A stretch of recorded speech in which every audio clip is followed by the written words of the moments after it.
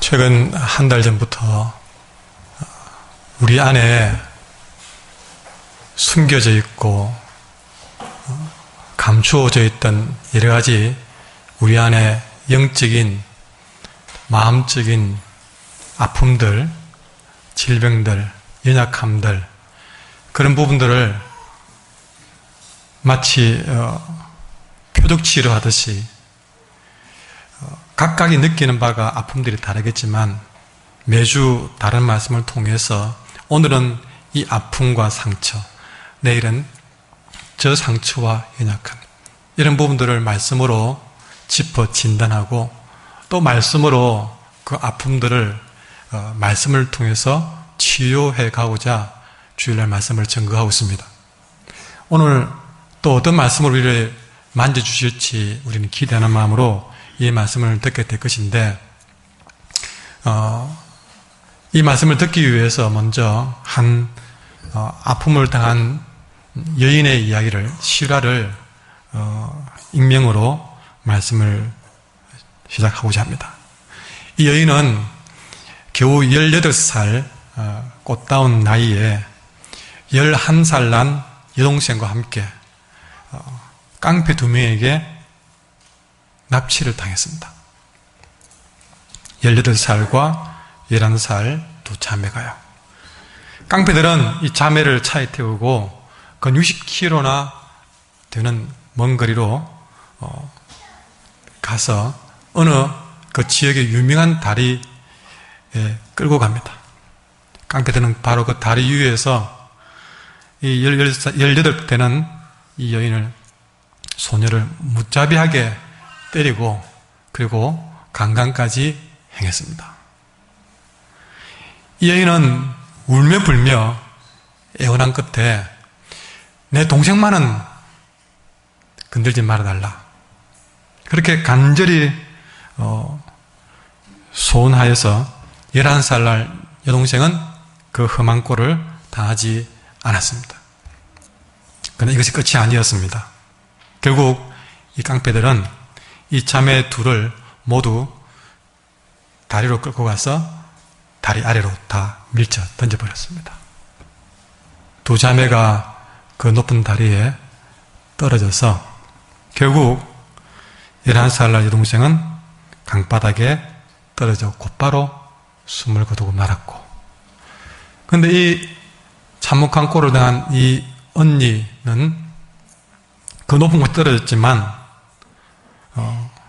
신기하게도 바위에 부딪혀 튕겨서 강물에 빠지면서 겨우 목숨을 건지는 상황이 되었습니다. 온 몸이 엉덩이 뼈로부터 해서 뼈가 5조각이나 나는 그런 상황 속에서 이 여인은 겨우 강가까지 헤엄쳐 나왔고 밤새도록 추위에 떨고 있다가 그 다음날 아침에 구조가 되었죠.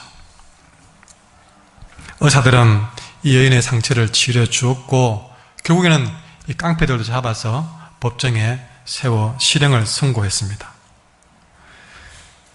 그러나 그렇게 상처는 치료되고 이 깡패들은 실형을 선고받고 감옥에 갔지만 그 이후 세월이 아무리 흘러도 그날 밤의 그 공포는 여전히 그 여인의 마음속에서 사라지지를 않았습니다. 그렇게 보낸 세월이 19년, 1992년 9월이 되어서 19년이 지났으니까 근 30대 중반이 된 이 여인은 19년 전에 그 아픔을 겪었던 다리로 다시 찾아갑니다. 그의 남편과 2살 난 딸과 함께 찾아갔지만 그 길은 그냥 간 길이 아니었습니다. 19년 동안 참고 참다가 결국 이 여인은 그 아픔의 현장에서 목숨을 끊기 위해서 그 다리로 돌아간 거예요. 갑작스런 아내의 행동에 남편은 당하고 딸내미는 울기 시작했습니다. 이 여인은 다리 끝에 매달려서 한없이 끄끄 울어댔습니다.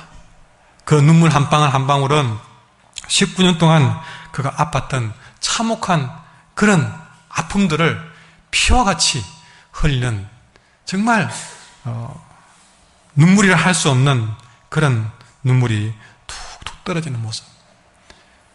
어린 딸에게 엄마의 우는 모습을 보이지 않기 위해서 그의 남편이 그 아이를 차에 데려주려고 몸을 돌리는 순간 그 여인은 다리 난간을 손을 놓고 다리를 떨어져서 목숨을 잃게 됩니다. 그렇게 스스로 세상을 떠나고 만 것입니다. 이렇게 이 여인은 19년 동안 깊은 어둠 속에서 살아왔습니다.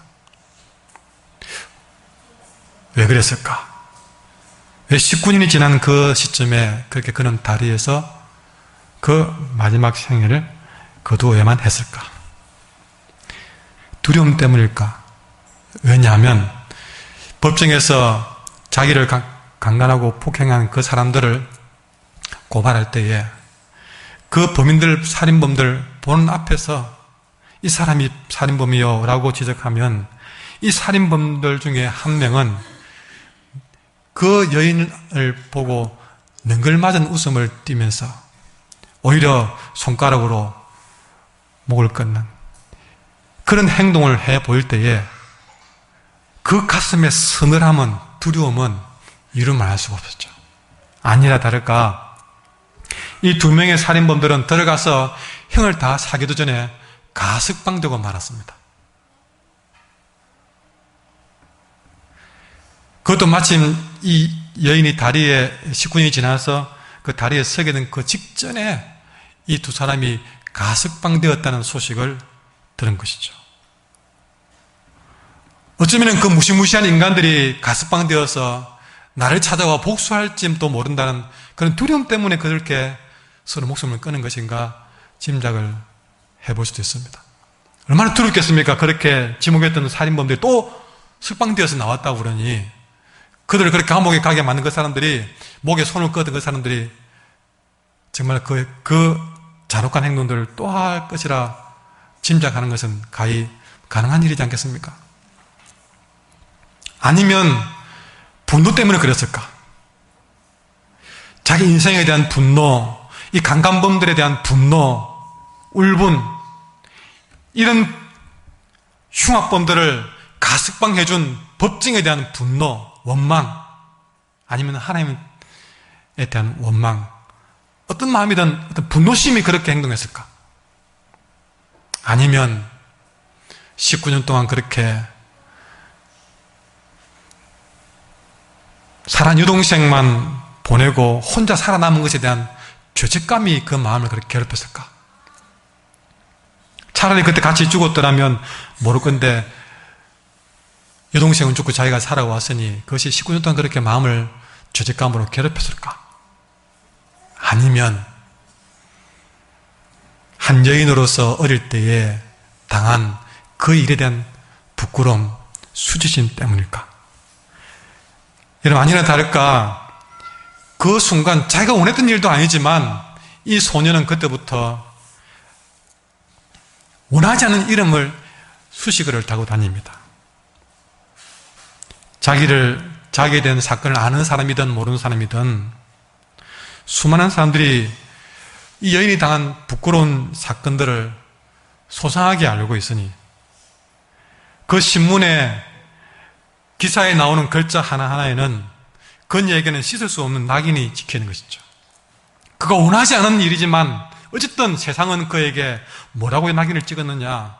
강간당한 처녀, 더럽혀진 순결, 이런 이름으로 낙인이 찍혀 있으니 늘 이 아픈 이름들이 19년 동안 내내 그가 결혼을 했어도 그렇게 그의 이름을 따라다니니 그 수치심이 그의 마지막을 그렇게 가게 만들었을까? 여러분, 정말 사람들이 수군거리는 그 말은 이 여인을 미치게 만들었습니다. 참다 못한 이 여인이 결국에는 그 다리로 돌아가 어떤 이유든 그렇게 생을 마감한 것이죠. 우리나라에도 여러 명에게 성폭행을 당한 한 여인이, 여러분 가해자가 아니라 피해자가 그 수치심 때문에 서로 목숨을 끊었다는 그런 뉴스도 우리는 간간히 보게 됩니다. 그만큼 이런 수치심이나 죄책감, 두려움, 이런 마음들은 여러분 우리를 견디지 못하게 만드는, 정말 숨막히게 만드는 그런 올무가 된다는 사실을 우리는 보고 있는 것이죠. 다만 그 일이 지금 내게 안 닥쳤다 뿐이지, 우리도 그런 일을 당하면 그런 수치심과 죄책감이나 이런 두려움들이 우리 인생에 목을 쪼듯이 그렇게 우리의 숨통을 조일 수가 있다는 것입니다. 그때 함께 다리에 떨어질 때에 그 여동생의 그 비명소리는 19년 내내 그의 꿈속을 떠나지 않고, 언니라 부르든 엄마를 부르든 그 마지막 여동생의 외침의 소리는 메아리가 되어서 그의 잠을 자지 못하게 만들었을 것이고, 그 소리를 듣지 않으려고 때로는 그 여인은 두 손으로 귀를 막아도 그 소리는 그의 귀를 떠나지 않습니다. 얼굴에 찬물을 끼얹어 보기도 하고, 뒤를 돌아보지 않으려고 온갖 애를 다 써보고, 어제 아픈 기억에서 도망가기 위해서 바둥거려 보았지만 그렇게 몸부림치면 칠수록 이 여인을 계속 그 다리 끝으로 몰아간 것을 한 여인의 삶을 통해서 보여주십니다. 잊을만 하면 또다시 그 마음이 고개를 쳐든 것이죠. 때로는 잊으려고 예배를 드리면서 마음 위로를 받고 지우고 있겠다 싶었는데 오늘날 뜻하지 않은 일로 인해서 되살아나니, 이 여인은 그렇게 19년을 숨 쉴 수 없는 깊은 어둠 속에서 살아온 것입니다. 혹시 여러분에게도 이렇게 숨 막히는 남모를 아픔은 없습니까? 방금 말씀드린 그런 유사한 사건이 있을 수도 있고요. 아니면 때로는 내 가정의 일이라 아무에게도 말하지 못하는, 그러니까 폭력 남편에 정말 내 목숨이 왔다 갔다 하는 그런 벼랑 끝까지 내몰린 기억들. 너무나 이 이야기는 누구에게도 부끄러워서 하지 못하고, 그러나 나는 맨날이고 밤에 때로는 술을 먹고 돌아온 남편에 의해서 목숨까지 왔다 갔다 하는 그런 두려움 속에, 때로는 그 아픔 속에 우리는 세월을 보낼 수도 있습니다. 때로는 우리 학생들, 부모들이 공부를 시키면서 공부하라 그러면서 이게 다 너를 사랑해서 하는 일이야, 너를 위해서 하는 일이야, 너 잘 되라고 하는 일이야,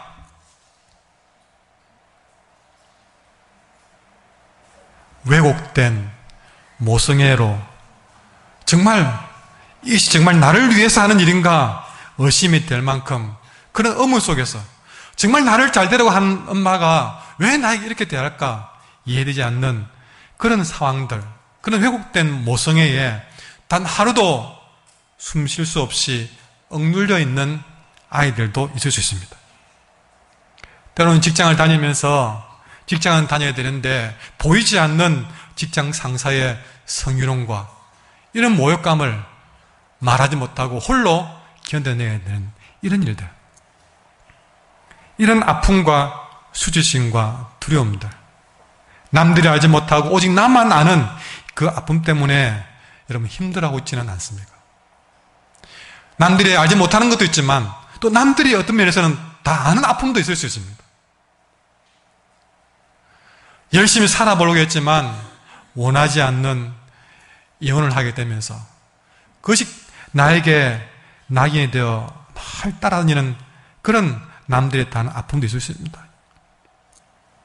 감추고 싶지만 이미 밝혀진 내 육신의 연약함, 내 자신의 장애, 아니면 내 가족의 장애, 이 원하지 않은 이 장애로 인해서 또 그것이 보이지 않는 아픔이 될 수도 있고요.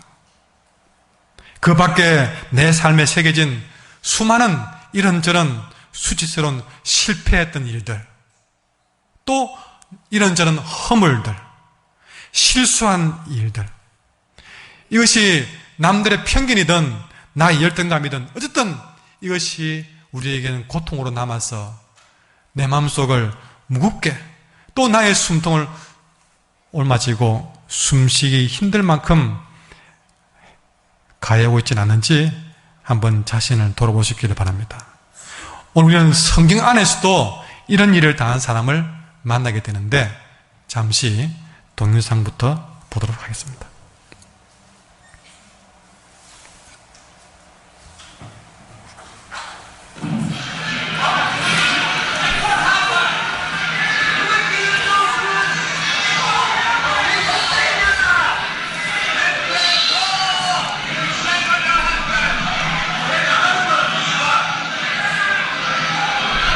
가늠하다가 잡혀온 한 여인의 이야기입니다.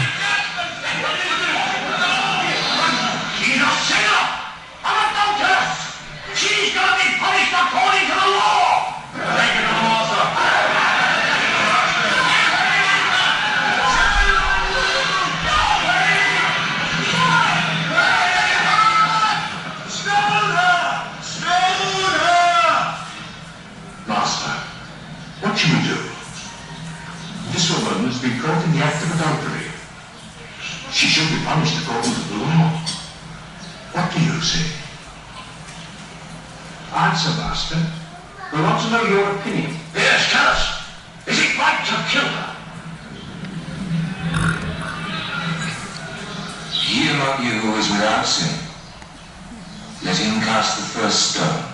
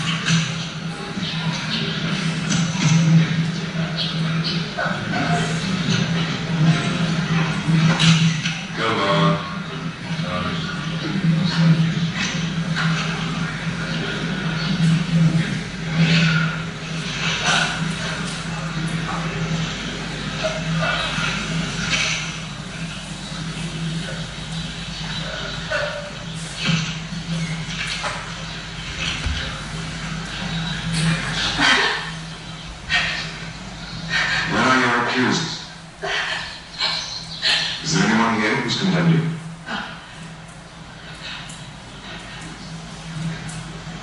No. No. Then neither do I condemn you. No. Go. And sin no more.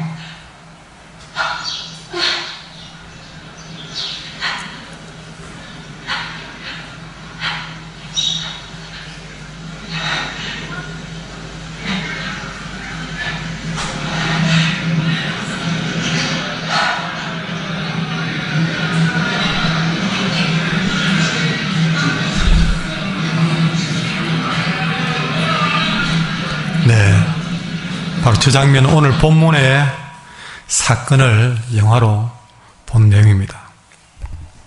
예수님이 성전에서 설교하고 계신데 돌연 바리새인들이 들이닥쳐서 소리칩니다.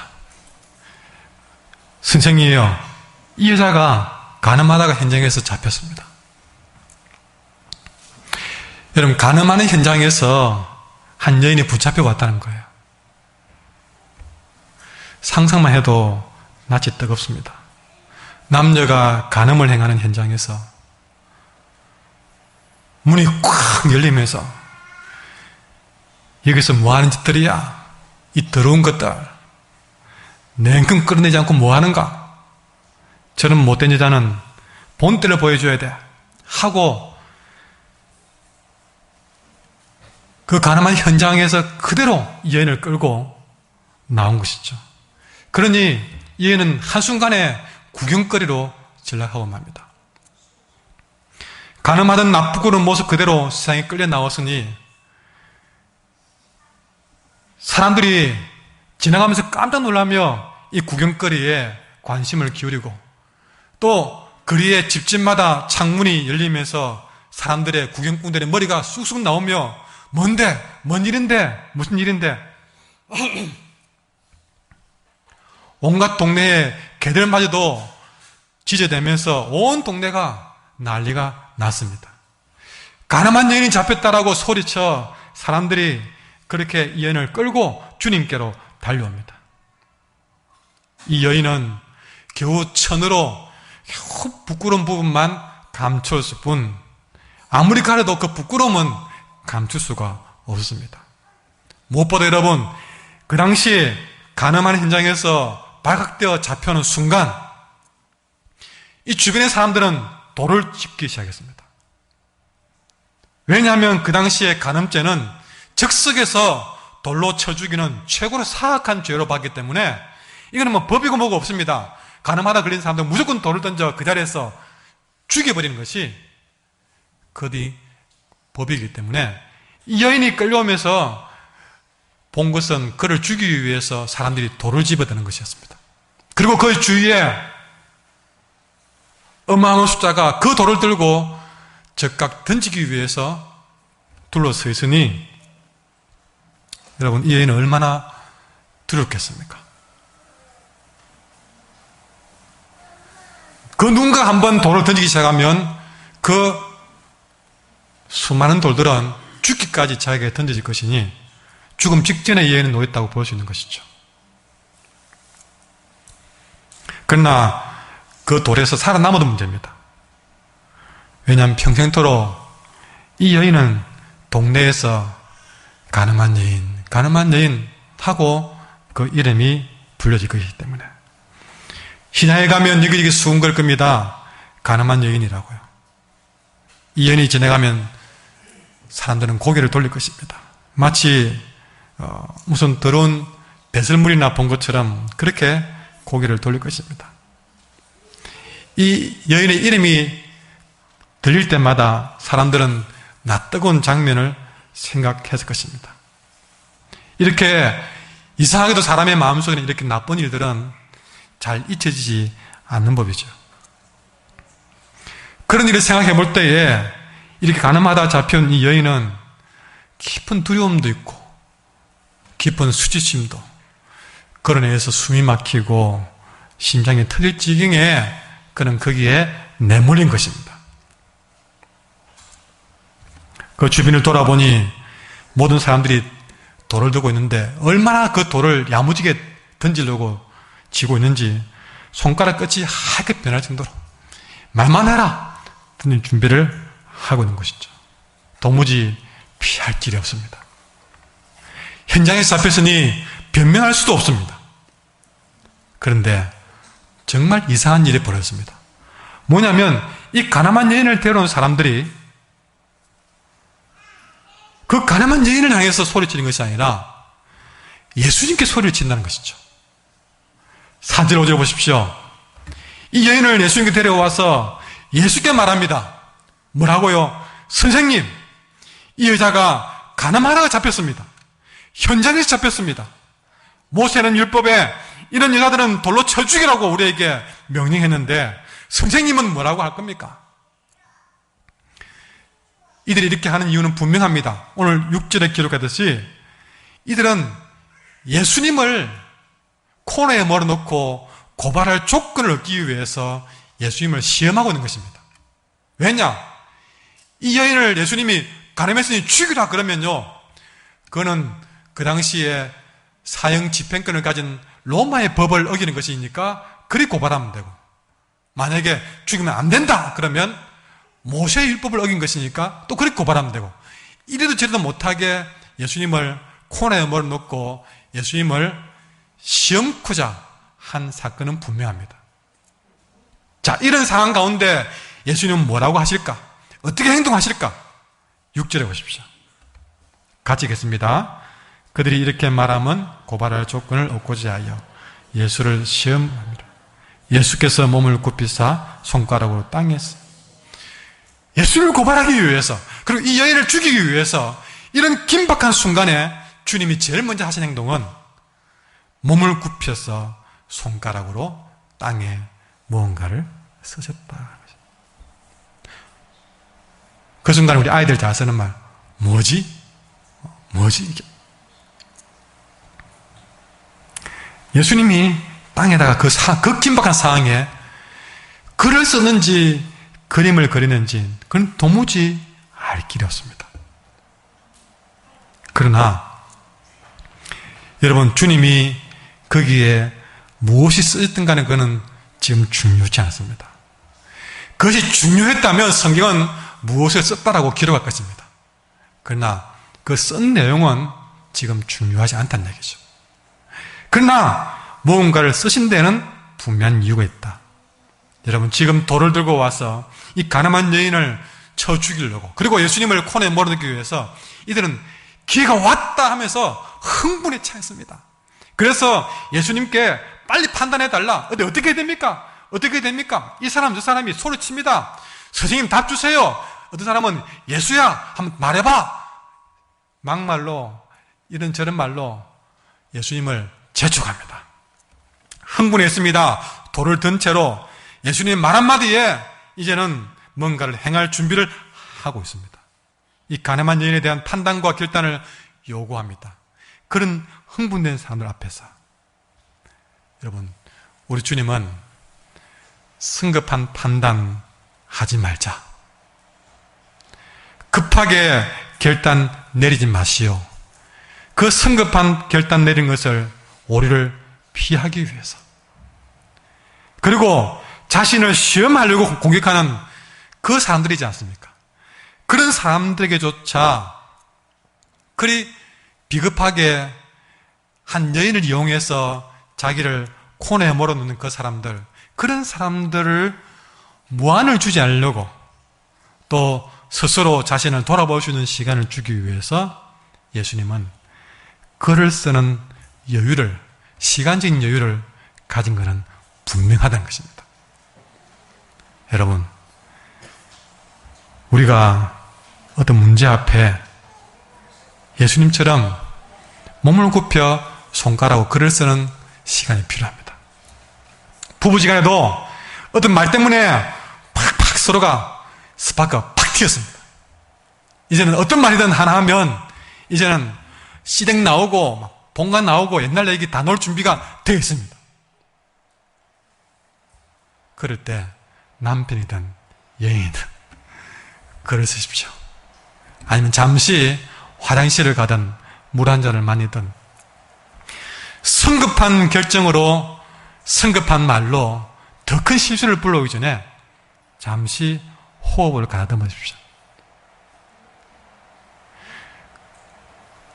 주님은 우리에게 그것을 가르치고 있습니다. 급하게 말하지 말라. 화가 나 있을 때에, 분노해 있을 때에, 흥분해 있을 때에 거기서 결단하지 말라. 잠시 땀방을 쓰든 아니면 바람을 씌우든 화장실을 가든 물을 마시든 호흡을 하고, 그 다음에 여러분, 그 글을 쏜 이유 또 한 가지는 뭐냐면, 그 글을 쓰는 동안 우리 주님은 단 몇 초라도, 몇 분이라도 이 질문에 대한 어떤 대답을 할까 지혜를 하나님 앞에 구한 것입니다. 저는 그래서 이 글을 쓴 침묵의 시간을 저는 기도라고 봅니다. 우리 주님이 그 순간에 기도하셨다. 그리고 또 하나, 주님은 그 글을 쓰는 동안에 말씀을 묵상했다고 저는 봅니다. 그래서 예수님이 땅에 글을 쓴 것을 두고 저는 말씀 묵상하기, 말씀으로 침묵하기, 기도로 침묵하기라고 해석하고 싶습니다. 여러분, 우리가 어떤 급한 문제가 생길 때, 제 아무리 급한 문제가 생기더라도 여러분, 말씀으로 내가 대답할 지혜를 찾아가셔야 됩니다. 기도로 하나님의 뜻을 묻는 시간이 꼭 필요합니다. 말씀으로 답을 찾든 지혜를 찾든 기도로 하나님의 뜻을 묻든 그 어떤 급한 문제라도 하나님 앞에서 나는 내 인생의 문제를 이렇게 풀어간다. 이것이 내 삶의 방식이 되어야 되는 것이죠. 우리 너무 빨리 결정하고 너무 성급하게 결단되니까 얼마나 많은지 모른다는 것입니다. 시편 기자는 시편 39편 1절에서 말했습니다. 나의 행위를 조심하여 내 혀로 범죄치 아니하려니. 여러분, 내 행위를 항상 조심해서 내 혀로 범죄치 아니하려니. 여러분, 항상 말을 하기 전에 글을 쓰듯이 한 번 더 쉬고 잠시 기도하고 말씀 묵상하는 마음으로 내 행위를 조심해서 내 혀로 범죄치 아니하리니. 악인이 내 앞에 있을 때에 내가 내 입에 자갈을 먹이리라. 바울은 디모데후서 3장에서 말합니다. 악한 사람들과 속이는 자들은 더욱 악하여져서 속이기도 하고 속기도 하나니, 그러나 너는 아무리 악하게 속이려고 들고 속기도 하지만, 그러나 너는 배우고 확신한 일에 가라. 너는 어려서부터 성경 알았나니. 아무리 달려들어도 어려서부터 배운 성경에 내 답을 찾으란 것이죠. 야고보 사도는 야고보서 1장 5절에 지혜가 부족하면 하나님께 구하라고 했습니다. 그리고 누가복음에서는 기도하면 성령께서 대답할 마땅할 말을 가르칠 것이라고 주님은 약속했습니다. 잠언 15장 28절에 보니까 의인의 마음은 대답할 말을 깊이 생각하여도 악인의 입은 악을 쏟아내느니라 그랬습니다.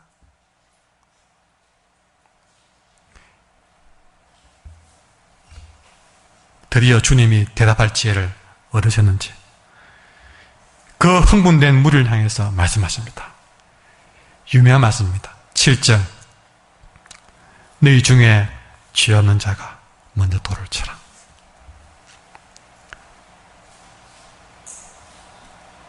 이 말씀을 하시고 또다시 주님 8절에 보니까 또 몸을 굽혀서 땅에 손가락으로 걸으셨다고 되어 있습니다. 두 말도 하지 않았습니다. 너희 중에 죄 없는 자가 먼저 돌을 치라 하고 다시 땅에 걸으신 것이죠. 주님이 하신 일은 이것밖에 없습니다.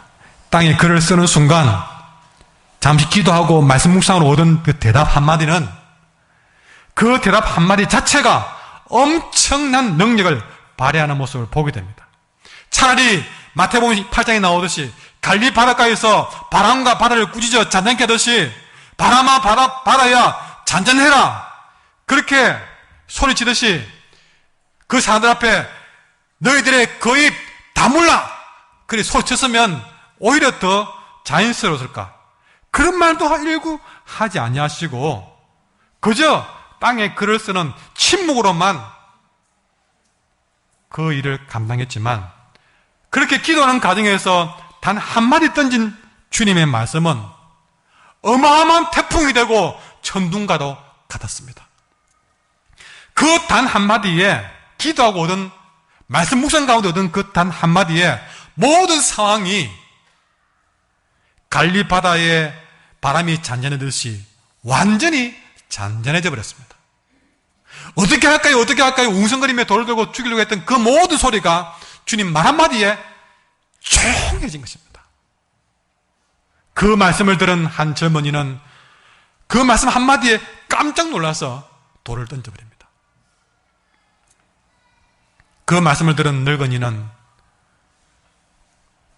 자기 자신의 숨겨놓은 죄나 들킨 것처럼 돌을 던져버립니다. 어른들이 돌을 던지고 돌아가니 뭣도 모르면서 그 분위기에 휩쓸렸던 젊은이들도 다 돌을 던지고 돌아가 버립니다. 오직 그 자리는 돌 떨어지는 소리만, 또 떠나가는 발자국 소리만 들릴 뿐 아무도 거기에 대해서 말하지 못하고 사건은 잠잠해져 버렸습니다. 주님이 기도하고 온 한마디만으로 그렇게 해결하신 것입니다. 그렇게 예수님과 여인만 남았습니다. 이 여인은 예수님이 다가오는 소리를 들었을 때 내게 또 어떤 설교를 쏟아부을지, 분명히 나보고 죄를 지었으니 석고대죄 하라고 할 거야, 그렇게 생각할지 모르지만 그 여인에게 다가온 주님이 남긴 한마디는 10절에 여자여 너를 고발하는 자들이 어디 있느냐?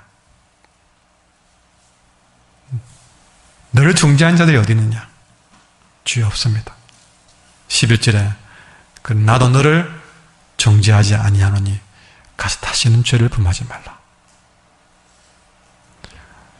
영상 한번 들어주십시오.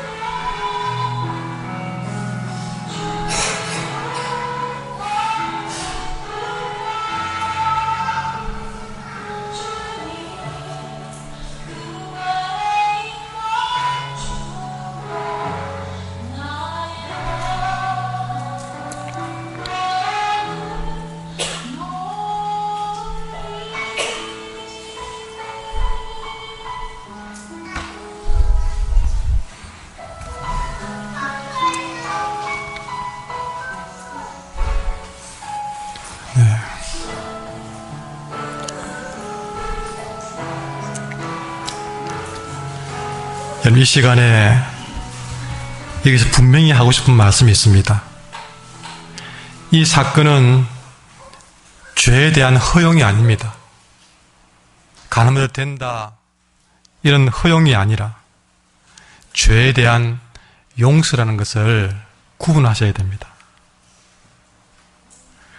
죄인에 대한 일말의 연민의 감정도 없이 그저 정죄에만 급급한 종교인들을 대조적으로 보여주면서 반대로 서서 죄인을 향한 예수님의 용서의 은총을 강조한 사건이란 것을 우리는 기억하셔야 됩니다.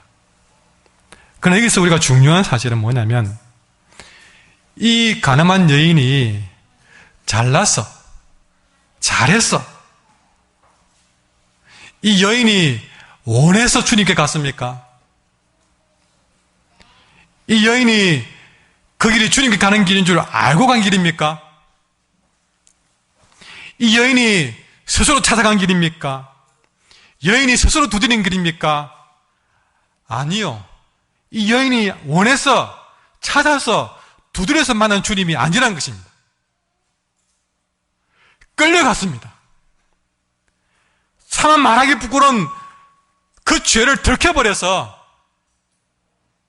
돌에 맞아 죽어 마땅한 죄를 짓고 끌려간 길이었습니다.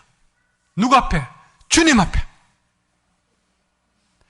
그거는 사람들이 이 여인을 통해서 예수님을 올무에 몰아넣기 위한 그런 미끼가 되어서 끌려간 것입니다. 분명히 그것은 미끼였습니다.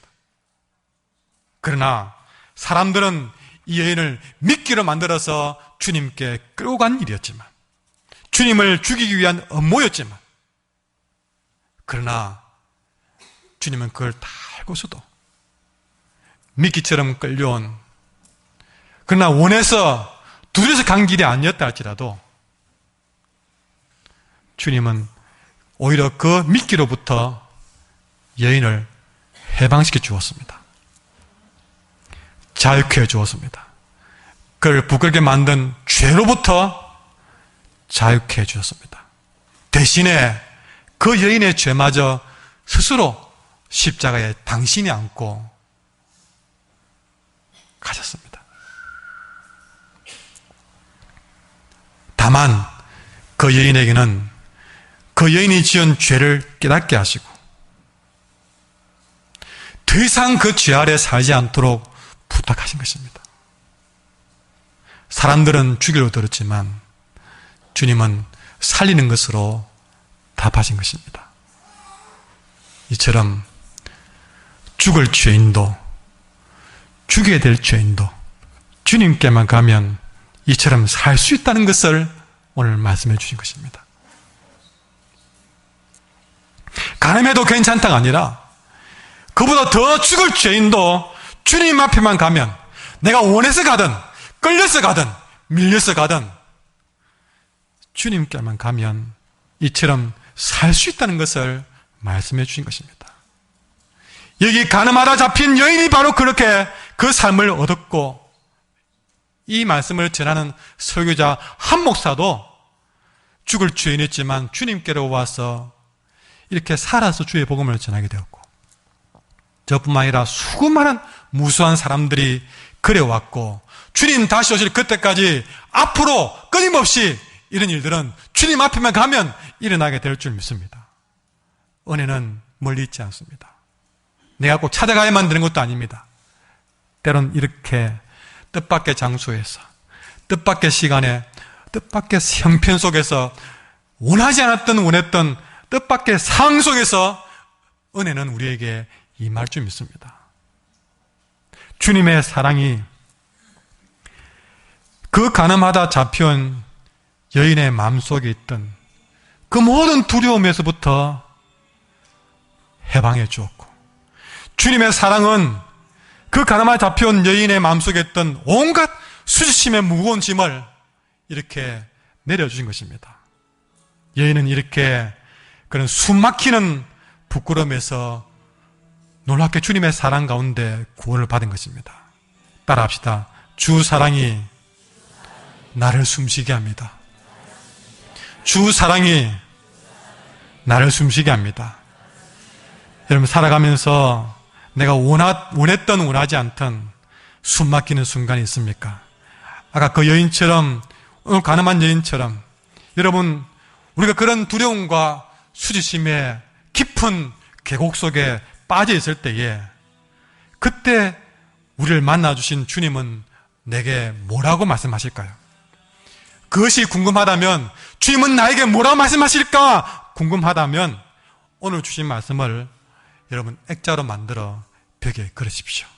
그리고 그 말씀을 날마다 읽고 또 묵상하십시오. 뭐라 했습니까? 여자여, 너를 고발하는 자들이 어디 있냐 물었던 것처럼 여러분에게도 누구누가 무게여, 너를 고발하는 그들이 어디 있느냐? 너는 정죄한 자가 없느냐? 나도 너를 정죄하지 아니하노니 가서 단치는 죄를 범하지 말라. 이 말씀의 액자를 여러분 우리가 걸어들고 그 말씀의 액자 앞에 서서 그 내 마음을 시원케 하는 말씀으로 샤워하듯이 내 영혼을 흠뻑 적셔놓기를 바랍니다. 이 말씀의 액자 앞에 내가 온갖 수심과 두려움으로 설 때에 그 말씀의 액자에 난 그 기록된 주의 말씀이 우리의 마음을 자유케 할 줄 믿습니다. 그리고 여러분, 오늘 주신 말씀을 유심히 듣기를 바랍니다. 어떻게 듣느냐? 이 말씀은 가늠한 여인에게 주는 말씀이 아니라 이 말씀은 내게 주는 말씀이다. 그리고 이 말씀을 믿는 마음으로 들어야 될 줄 믿습니다. 분명히 주님 말씀하고 계십니다. 두려움과 수심의 계곡에 빠져 있는 우리에게 말씀하고 계십니다. 나도 너를 정죄하지 않으니 가서 다시는 범죄하지 말라고 우리에게 말씀하고 계십니다. 여러분, 오늘 이 장면을 자세히 보십시오. 주님 뭐라고 썼습니까? 그가 어떤 내용을 쓰든 상관없다고 했지 않습니까? 그러나 중요한 것은 주님은 모래 위에 남긴 것이 아니라 그 주님의 사랑을 십자가 위에 새겼다는 사실이죠. 그리고 손으로 새긴 것이 아니라 그 십자가 위에 피로서 새긴 글자가 있습니다. 그것이 무엇입니까? 너는 나도 너를 정죄하지 않냐노라. 너는 무죄. 십자가에 피로 새긴 주님의 글, 무죄. 예수님의 대속의 피로 인해서 너는 무죄. 이런 말씀을 주신 주님의 이름이 무엇입니까? 예수입니다. 예수. 예수의 이름의 뜻이 뭔지 아십니까? 마태복음 1장 22절에 보니까 그가 자기 백성을 그들의 죄에서 구원할 자이십니다. 우리 주 예수님은 그렇게 자기 백성을 그들의 죄에서 구원해 주시는 분이십니다. 비록 그가 가늠하다 현장에 잡혀온 그런 죄인이라 할지라도 우리 예수님만은 자기 백성을 그들의 죄에서 구원할 자였음을 말씀해 주고 있는 것입니다. 아무리 수치스러운 기억이 내 마음을 괴롭힐지라도 오늘 주님 주신 말씀, 나도 너를 정죄하지 아니하노니 가서 다시는 범죄치 말라는 말씀이 그 수치심보다 더 크게 내 마음 가운데 살아나야 될 줄 믿습니다. 바로 그 주님의 사랑이 나를 숨쉬게 해주고 세상 그 어떤 어려움 속에서도 주 은혜로 나를 돌보시며 세상 끝날까지 나를 지켜줄 줄 믿습니다. 주님만이 내 아픔을 아십니다. 주님만이 내 마음을 어루만지십니다. 어느 누구도 나를 향한 주님의 사랑을 끊을 수가 없습니다. 주님만이 내 능력이시며 주님만이 나의 구원이시기 때문에 어느 누구도 나를 향한 주님의 사랑을 끊을 수가 없습니다. 주님의 사랑이 다시 나의 숨을 쉬게 하기를 원합니다. 여러분, 내가 호흡을 하면서도 산소가 얼마나 귀한지 몰랐습니다. 지금까지 주님의 사랑이 오늘까지 나의 숨을 쉬게 만들어 왔음에도 우리는 그 은혜를 깨닫지 못했습니다. 그러나 오늘부터 다시 깨닫기를 바랍니다. 주님의 사랑이 나를 숨쉬게 만들었고 그 주님의 사랑이 또 나를 숨쉬게 하는구나. 그 사랑이 내 안에 있고 오늘 나를 다시 일어나게 만들고 나를 살아나게 만들고 나를 승리케 만들기를 간절히 소망합니다. 함께 찬송하겠습니다. 찬송가 207